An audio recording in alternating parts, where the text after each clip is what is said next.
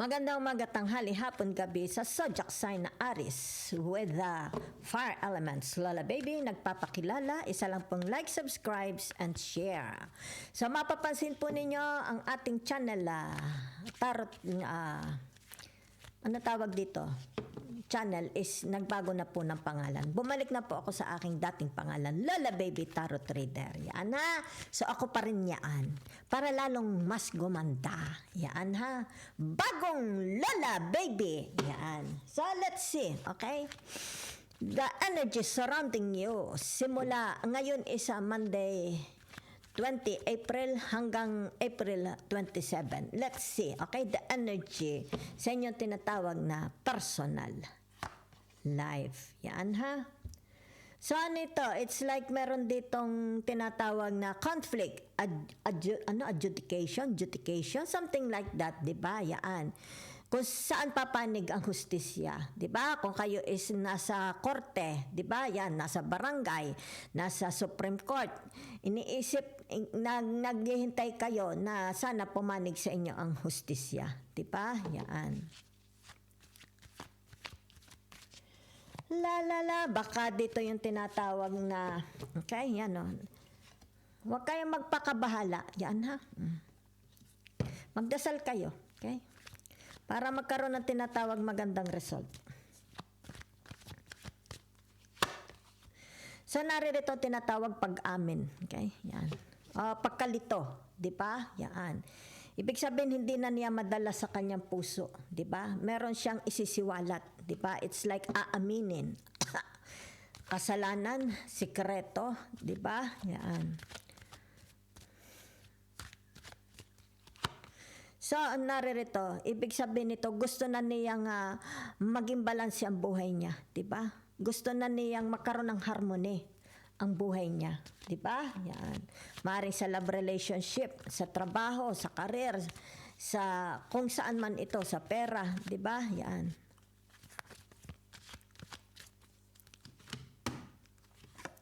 So, naririto, yan ha.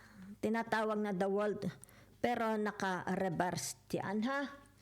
So, ibig sabihin nito, yung tinatawag na there is a, kung ano man ito ha, yan, okay? It's like tinatawag na a bad result, okay? A bad outcome.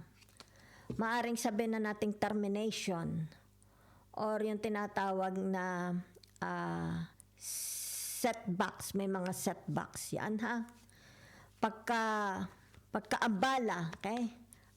Abala, tinatawag na obstacles, hindrance. Yan ha.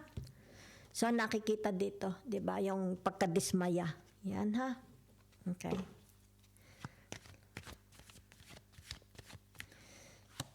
So, naririto, di ba, yan. The emotion is, ang nakikita, your emotion is, nagkokomse-komsa, di ba, yan. Ito, oh, yan, di ba? Nagkokomse-komsa, narito yung tinatawag na confusion, untrustful, di ba? Okay? It's like, pagkakatiwalaan ko ba itong taong ito? Di ba yan? Oh, yan ha? Nagkakaroon ng imbalances sa kanilang damdamin, okay? Sa kanilang, let's say, sabihin na nating body, maaaring sabihin na nating their health, di ba? Nagkakaroon ng imbalances sa health nila, di ba? Maaaring dito yung tinatawag na sabihin na nating baka ito'y na-stroke, 'di ba? Ma-stroke, 'di ba? So ito 'yun ang nakikita ko, 'di ba? It's like hindi na ito magiging normal. Sabihin na nating their life is not the same, okay? Like before, okay? Kasi naririto, it's like tinatawag nagkakaroon ng abnormalities, di ba? Sa kanilang personal life. So, ibig sabihin nito, sumuko na, di ba? Yan.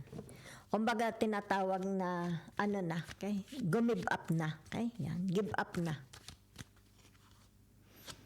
La la, la la la la la la la. Yan ha. Ibig sabihin ng the Six of Cups, tinatawag na, it's like, this person, okay? If they are clinging, okay, maybe they are clinging, di ba? Yan. Maaaring sabihin na natin ito yung tinatawag nagpapahirap sa kanila, di ba? Whatever is this from the past, kailangan ito isuko na, i-let go na, di ba? Yan, para ma-balance. Yan ha. So, kaya narito ang the world, di ba? It's either, lalo't naka-reverse, it's either tinatawag na walang achievement. Di ba? It's like puputulin ang relationship, ang kontrata, di ba? Ang partnership puputulin, di ba? So, panghihinayang, di ba?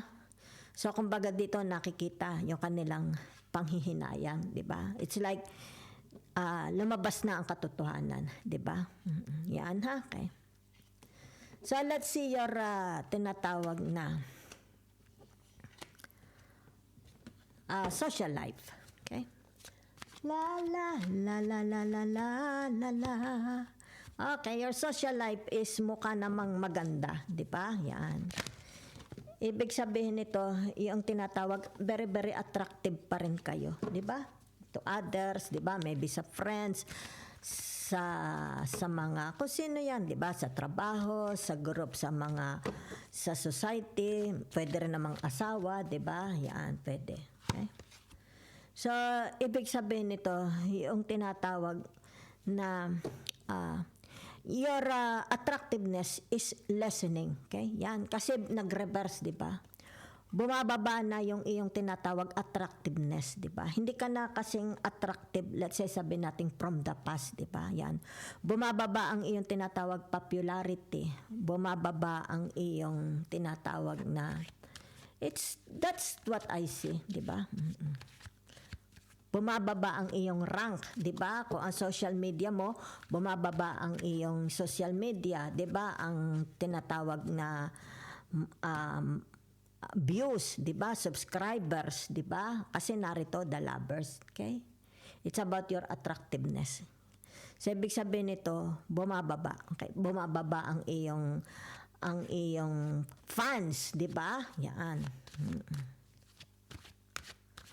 So, let's see. Okay? So, ibig sabihin nito yan, no? Hanggang sa tuluyan na itong nawawala. Di ba? Hindi ka, ito yung tinatawag na faded glory. Okay? Lipas na ang kanyang kagandahan. Okay? Sa social ito ha, social. Lipas na. Di ba? Hindi na siya kagaya nung, it's like noong bata pa siya siguro, di ba? Yan. Kumbaga dito nakikita, nababaliw ang mga tao, di ba? Gandang-ganda, kumbaga dito'y habol. Pero ngayon, ito yung tinatawag dahan-dahan ng, okay, nawawala. Yan.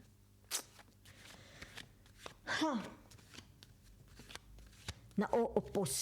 Something like that, di ba? Wala na. Maybe your health, di ba? Sabi na natin maybe about your health, di ba? Maybe your sabi na nating relationship to others, di ba? Yan. Maybe your health din dito, di ba? Maaring bumibigay na. Magpatingin kayo, ha? Maybe something wrong with your health. Kaya huwag niyo pabayaan ng health. Yan, ha? So, ibig sabihin nito yung tinatawag, wala ng kislap. Okay? Wala na. Okay? So, ibig sabihin nito, kaya siguro lumabas ang the lovers, di ba? Yan, oh. Don't neglect yourself, di ba? No, don't neglect your relationship to others, di ba? Yan. Maaring sabihin na nating nanineglect mo na, di ba? Ang kanilang, sabihin natin, pangangailangan, di ba? Hindi mo na nabibigyan ng atensyon, di ba? Yan. Kasi dito, it's like tinatawag, tuluyan ng walang di ba? Walang kislap, walang ningning. It's like bituing, walang ningning. La la la la. Wag, okay? Yan, oh. Wag mong, it's like tinatawag, biglang bumubulusok na. Maybe your health, maybe your relationship to others, your marriage, di ba? Maybe sabihin na kung ano man yan, currency, di ba? Investment, negosyo, career, bumubulusok. Okay? Yan, oh. So, yan ha. Ayan, no, kita mo, di ba? Kaya nagpakita ang tinatawag the wheel of fortune. The wheel of fortune has your back. Yan, no?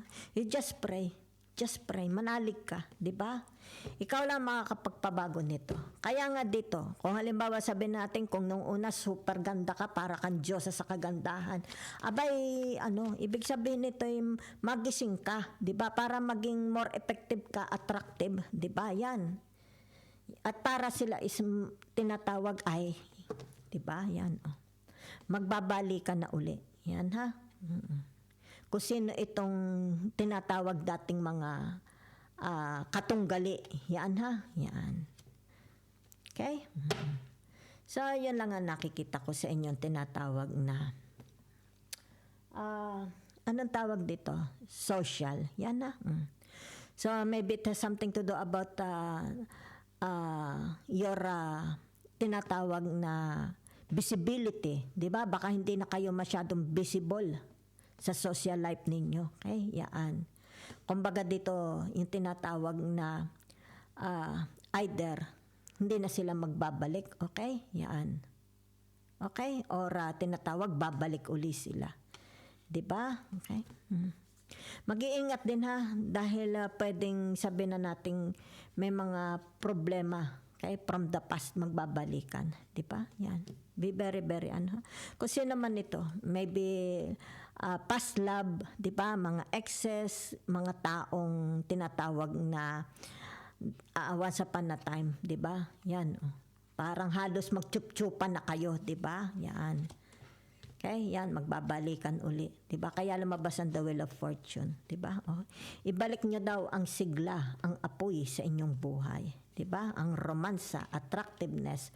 Okay? If it had something to do about your health, diba? Ganun din. Diba yan? So, it's more about tinatawag, nawawalan kayo ng pasensya eh. Diba? Nawala na yung pasensya. Diba? Kaya dito, kung ano man ito. Diba? Yan. So, you wait ha? Wait and see. Okay?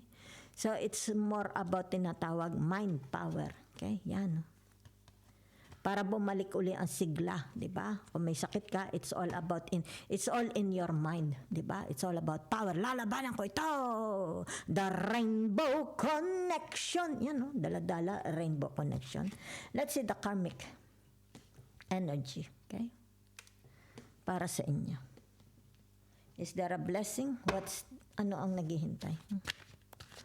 La la la la la. Karmic.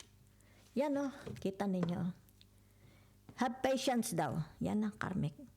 Have patience. Magbabalikan. Diba? It's like, tinatawag dito, kung sino itong mga nawala. Social media, maaaring sabihin natin, friends, groups, organization, trabaho, asawa. Yan o, diba? So, ibig sabihin nito yung tinatawag, maghintay ka lamang. Diba? So, whatever is this, magkakaroon dito ng tinatawag connection. Yan, no? Diba? Kaya lumabas ito. That's the karmic, okay? Energy for you, okay? So, ang ibig sabihin nito, yung tinatawag, it's about your life purpose, diba? Ano ba ang purpose mo? Mag-ipon ng pera, magkaroon ng kayamanan, magkaroon ng kasintahan, ng asawa, ng negosyo, whatever, diba? Yan. Ibig sabihin nito, yung tinatawag, pasensya, habaan mo raw ang iyong pasensya. And be more, tinatawag dito. Okay, yan o. Be more open. Yan ha. Maaring for some of you here, ibig sabihin nagko-close kayo, di ba? Yan. Maybe you are, it's like nagiging defensive. Maaring defensive ka. So be more open, di ba? So kaya nga dito, kita nyo, lumabas ang the lovers, di ba? So ibig sabihin, kayo yan. Yung iyong tinatawag panghalina. Anong panghalina mo? Your personality, your speaking, your it's about your panghalina. Okay? Yan. So ibig sabihin nito, yung tinatawag your mind power, di ba? Use your intelligence. Okay? Yan. Dito. And lead with your mind. Yan, okay? Kaya dito kita mo. Lead with your mind. Yan ha. Okay? Huwag kang ma-distract. Huwag kang yung tinatawag na it's about your intuitions. Okay? Yan. So, whatever is this, magkakaroon ko ito sa korte, kung halimbawa sa marriage, kung ano itong laban mo, especially sa it has something to do about loss. Okay? Magkakaroon dito. Maghintay ka lang. Magkakaroon ito ng magandang result. 'Di ba? Yan. Huwag kang mawala ng pag-asa. Okay? Yan. Always be open. Okay? Be open. Yan ha. And nakikita dito unexpected. You will have unexpected income. Yan, 'di ba? Yan. Kung ano itong tinatawag na problema mo sa buhay, halos bumigay ka na, 'di ba? Yan. Kumbaga dito yung tinatawag from the past, bigay ka na ng bigay, 'di ba? Yan. Napagod ka na. It's like napagod ka na sa kabibigay, 'di ba? Yan. 'Di ba? 'Yon. So ibig sabihin nito, meron ditong unexpected. Yan, unexpected blessings. Yan, kaya dito ha. Napakaganda. Aris, salamat ng marami.